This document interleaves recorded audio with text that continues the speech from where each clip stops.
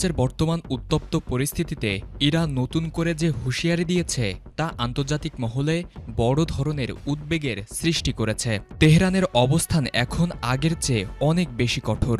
ইরানের সাম্প্রতিক সামরিক ও রাজনৈতিক বিবৃতিগুলো বিশ্লেষণ করলে প্রধানত দুই দিক স্পষ্ট হয়ে ওঠে। প্রথমত, দীর্ঘমেয়াদী যুদ্ধের প্রস্তুতি এবং দ্বিতীয়ত, অত্যাধুনিক কিন্তু অপ্রকাশিত মারণাস্ত্র ব্যবহারের হুমকি। অন্যদিকে মার্কিন প্রেসিডেন্ট ডোনাল্ড ট্রাম্প দাবি করেছেন, ইরানকে এমনভাবে ধ্বংস করা হচ্ছে যা বিশ্ব আগে কখনো দেখেনি। ট্রাম্পের মতে ইরানের বিমান বাহিনী ও বিমান প্রতিরক্ষা ব্যবস্থা এখন সম্পূর্ণ অকেজো। তবে ইরানের সুপ্রিম ন্যাশনাল সিকিউরিটি কাউন্সিলের সচিব আলী লারিজানি এই দাবি উড়িয়ে দিয়ে বলেন, ইরানি বাহিনী যে কোনো মার্কিন স্থল আক্রমণের জন্য অপেক্ষা করছে।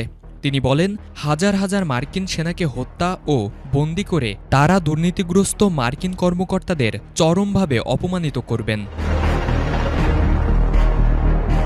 ইরানের প্রতিরক্ষা মন্ত্রণালয়ের মুখপাত্র রেজা তালাইনিকের মতে, ইরান কেবল স্বল্পমেয়াদী হামলা নয়, বরং একটি দীর্ঘস্থায়ী যুদ্ধের জন্য মানসিকভাবে এবং কৌশলগতভাবে প্রস্তুত। তাদের দাবি, শত্রুপক্ষ যতটা দীর্ঘ যুদ্ধের পরিকল্পনা করছে, ইরানের সক্ষমতা তার চেয়ে অনেক বেশি।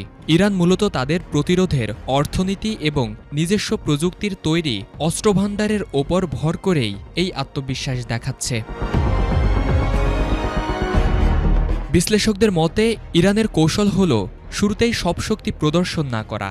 তারা ধাপে ধাপে পরিস্থিতির গুরুত্ব বুঝে আক্রমণের তীব্রতা বাড়াতে চায়।